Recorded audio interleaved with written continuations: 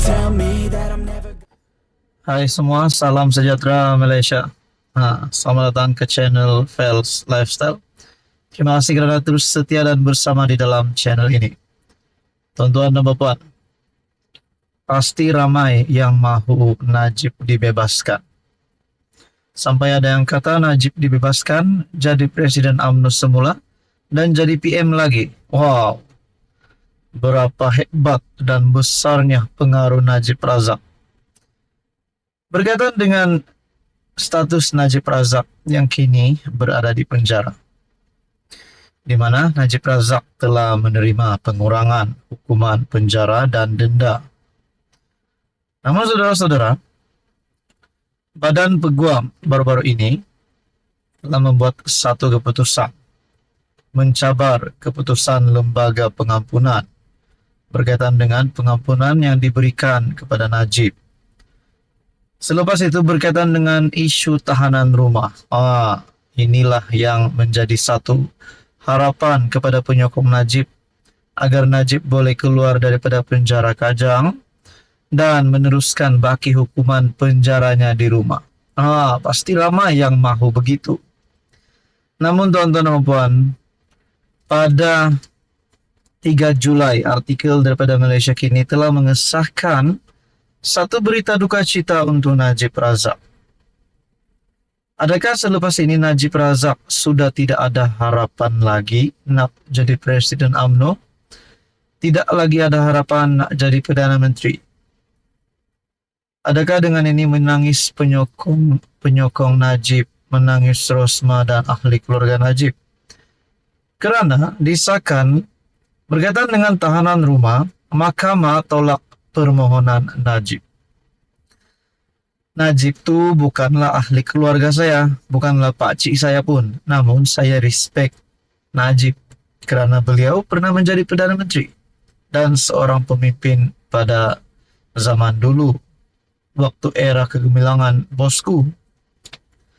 Saudara-saudara, di dalam artikel ini menyebut bekas Perdana Menteri Najib Razak gagal mendapat kebenaran untuk meneruskan semakan kehakimannya untuk dibenarkan menjalani baki hukuman penjara dalam tahanan rumah. Mahkamah Tinggi KL menolak tindakan Undang-Undang Najib berhubung kewujudan perintah adendum yang dikatakan telah diperkenan oleh Yang di-Pertuan Agong ke-16. Hakim Amarjit Singh memutuskan semua afidavit yang mendakwa kewujudan titah adendum berkenaan hanyalah kabar angin semata-mata.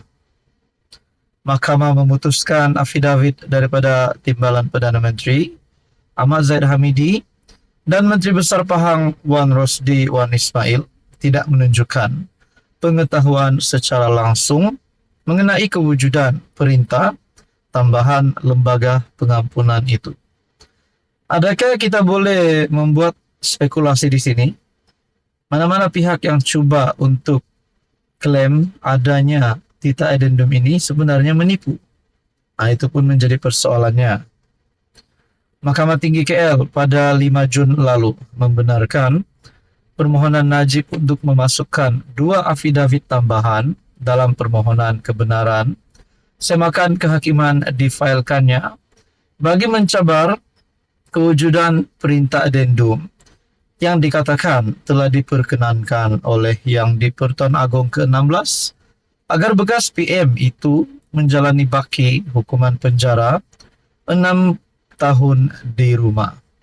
Jadi saudara-saudara, mahkamah menolak permohonan Najib berkaitan dengan tahanan rumah. Adakah dengan ini Najib akan meneruskan baki hukuman penjaranya seperti sedia kala selepas menerima pengampunan? Namun kita kena ingat juga keputusan daripada Badan Peguam yang cuba untuk mencabar keputusan Lembaga Pengampunan. Badan Peguam cuba untuk mencabar, tetapi bukan mencabar kuasa agong menurut Badan Peguam dalam satu kenyataan. Jadi saudara-saudara, nak kata Najib bebas untuk jadi Presiden UMNO semula, Rasanya boleh kok, tapi tunggulah sehingga Najib bebas. Namun, sudah berapa usia Najib waktu itu? Adakah beliau masih dipilih oleh rakyat? Ini kan pula nak jadi Perdana Menteri.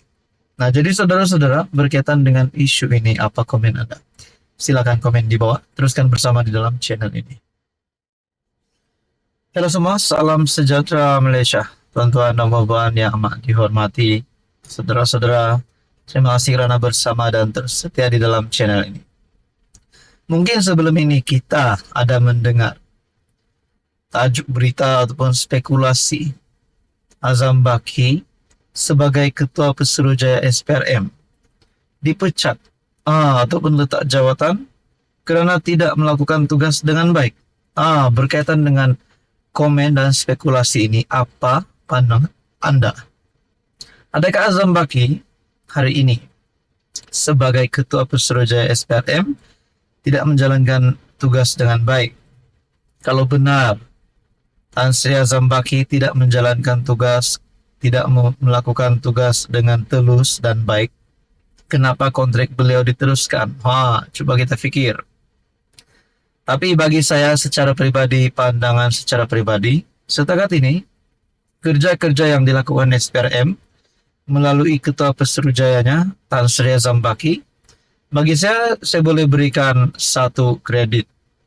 Kerana kita dapat lihat banyak saja sindiket ditumpaskan, ada saja jerung-jerung, penyakau, bahkan ahli politik tertangkap kedapatan kantoi melakukan rasuah.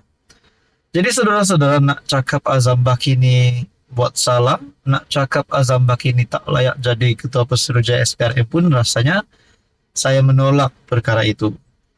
Jadi saudara-saudara, tuan-tuan dan puan, berkaitan dengan status Azam Baki, rupanya dalam satu artikel daripada Malaysia Kini bertarik Julai 3, SPRM dalam satu keputusan yang amat mengejutkan menafikan Azam Baki terlibat sebar tomahan, babitkan agensi penguat kuasa. SPRM menafikan Ketua Pesuruhjayanya Tan Sri Azam Baki terlibat dalam penyebaran tomahan, membabitkan agensi kerajaan dan media yang tular baru-baru ini. SPRM dalam kenyataan memaklumkan penyebaran tomahan membabitkan seorang ketua pengarah sebuah jabatan penguat kuasa kepada beberapa agensi media dan agensi kerajaan dilakukan menerusi email, akaun palsu menggunakan nama Azam. SPRM menafikan maklumat tersebut mempunyai kaitan dengan Ketua Pesuruhjaya dan Suruhanjaya ini. Oleh itu, orang ramai diminta agar tidak menyebarkan dan berkongsi sebarang maklumat yang tidak sahih atau palsu menurut kenyataan itu. Adakah ini satu cara mungkin jerung ataupun penjahat di luar sana nak jatuhkan Azam Baki? SPRM dalam kenyataan memaklumkan penyebaran tomahan membabitkan seorang ketua pengarah sebuah jabatan penguat kuasa kepada beberapa agensi media dan agensi kerajaan dilakukan menerusi email, akaun palsu menggunakan nama Azam, dan SPRM menafikan perkara itu. Saudara-saudara, berkaitan dengan berita panas ini, apa komen Anda? Sekian saja, teruskan bersama di dalam channel ini.